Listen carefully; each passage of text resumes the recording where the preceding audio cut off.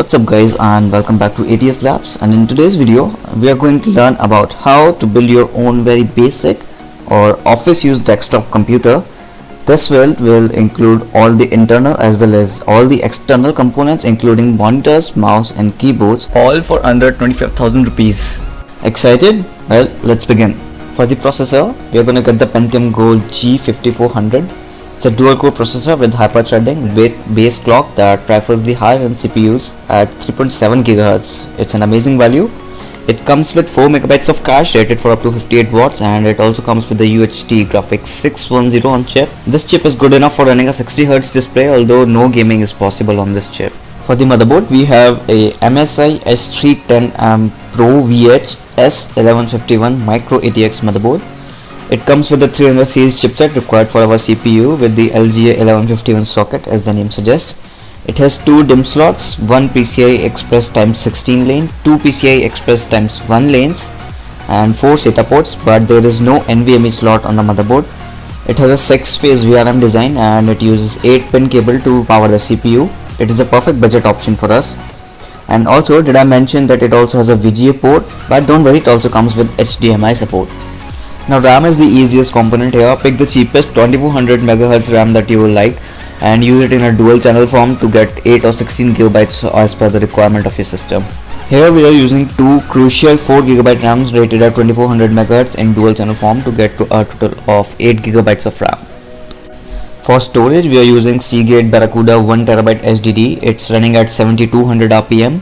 We can easily extend this later thanks to our 4 SATA ports on the motherboard. Coming to the cabinet, it was a difficult choice as a decent case was extended our budget over 25,000, so I decided to go with this cheap one from Frontech. Although I do have a workaround which I'll share later in the video, so watch the video till the end for that.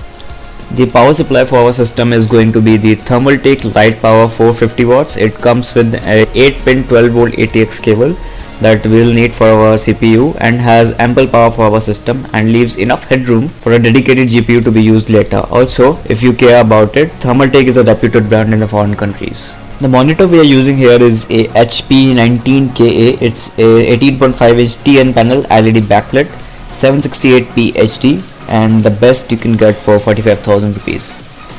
For the mouse and keyboard, a combo would suit us perfectly. The AMKit Excite Pro is a great combo for just 500 rupees. It comes with a multimedia keyboard and a mouse that is rated for up to 1000 dpi. So all these components totals to just around 25,000 rupees, including all the external components that we just discussed. The only component that we cheaped out on here is the cabinet only. And now let me tell you about that workaround that I was talking about earlier.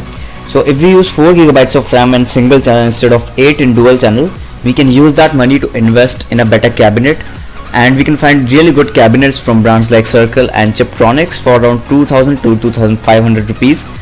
And I will also leave the links of all these components down below in the description if you want to buy them. All links will be for Amazon India in the description, and if you can find better deals on any other website or any local stores, please make sure you buy from there only. So yeah guys, that is it for today's video. I hope you enjoyed, and if you have any sort of doubts related to the build that we have made today, make sure you comment down below, and do not forget to subscribe to the channel for more exciting builds coming up in the near future. ATS signing out. Peace.